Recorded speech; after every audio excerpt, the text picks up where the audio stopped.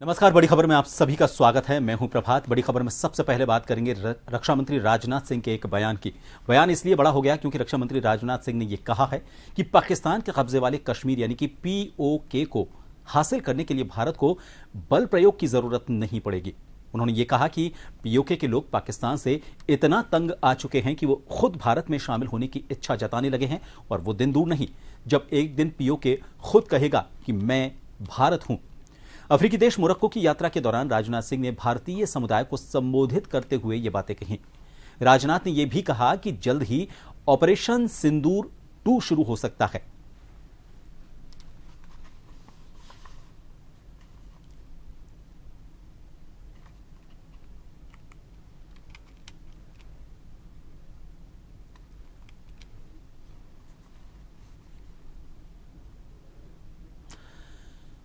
तो राजनाथ सिंह के बयान के मायने क्या हैं और इस बयान को किस तरह से लिया जाए, इसको लेकर बात करेंगे। हमारे साथ लेफ्टिनेंट जनरल एसपीएस कटेवा जी इस वक्त लाइव जयपुर से जुड़ चुके हैं।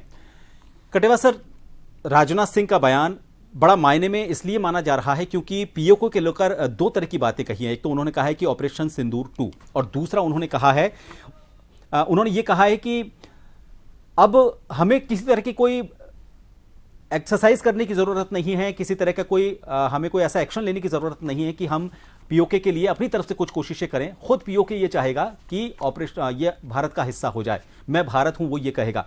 आप किस नजरिए से देखते हैं राजनाथ सिंह के इस बयान को?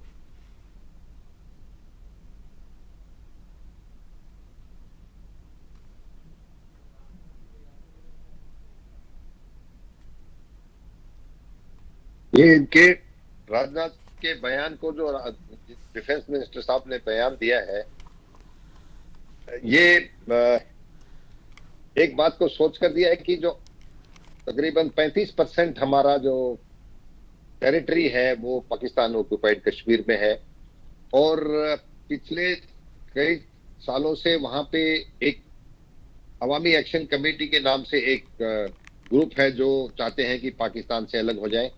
और आपने कई बार स्टेटमेंट भी सुने हैं जो उनके अमजद आयूब उनके लीडर है, एक एक्टिविस्ट है अमजद आयूब मिर्जा। वो बार बार बोलते रहे कि भारत हमें सहायता करना चाहिए, भारत को इंटरवीन करना चाहिए जिससे कि ये वापस जो पीओके है वो वापस इंडिया के जम्मू कश्मीर के साथ मिल जाए।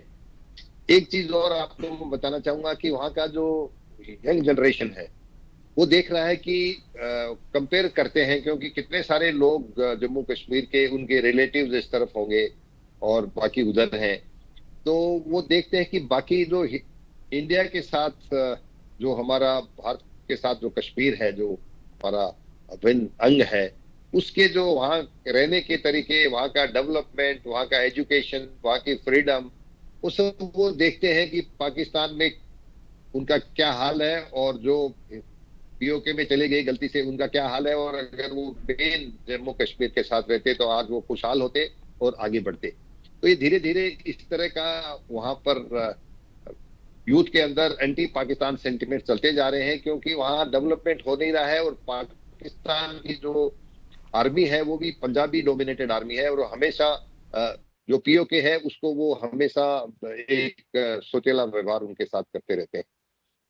तो ये ऐसा लगता है कि जब उन्होंने बोला है कि हमें उनसे लड़ाई करने की जरूरत नहीं है, कोई अपराइजिंग होगी पीओके के अंदर धीरे धीरे, जो उसके बीज ऑलरेडी उन्होंने खुद के लोग वहाँ के यूथ और वहाँ की जो अवामी एक्शन कमेटी है उन्होंने ये धीरे धीरे आप देख रहे हैं कि हर 2-4 महीने में वहां जरूर कोई प्रोटेस्ट होता है और फिर पाकिस्तान के सिक्योरिटी फोर्सेज आकर उसको दबाते हैं।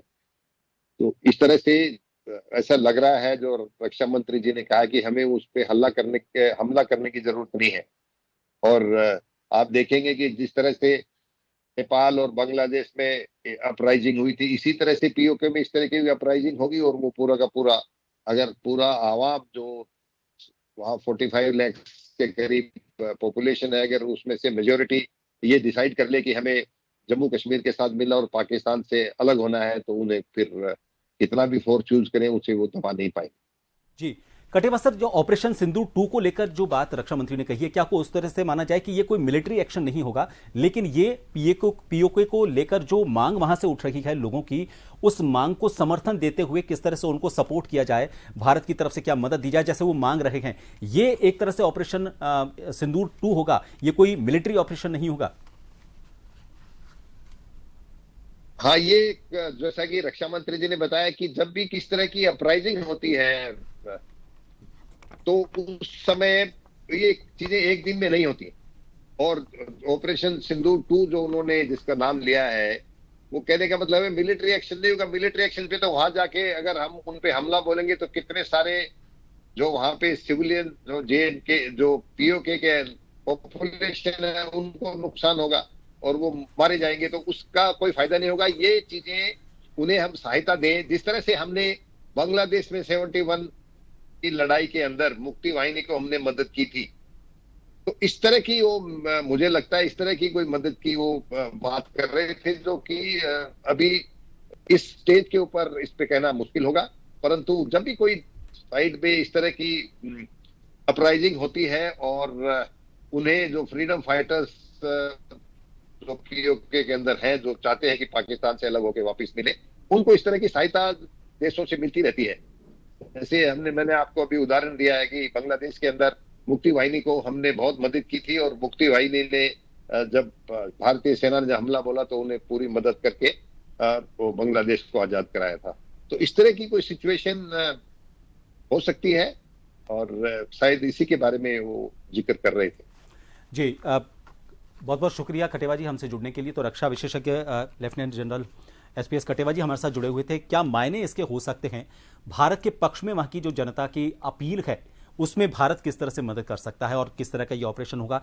जाहिर तौर पर किसी तरह का सामरिक ऑपरेशन तो नहीं होगा, क्योंकि बिना लड़े, बिना किसी हम ऑफेंसिव एक्शन के लिए इस मुकाम को हासिल कर पाएंगे, ये भी उन्होंने साफ कर दिया है।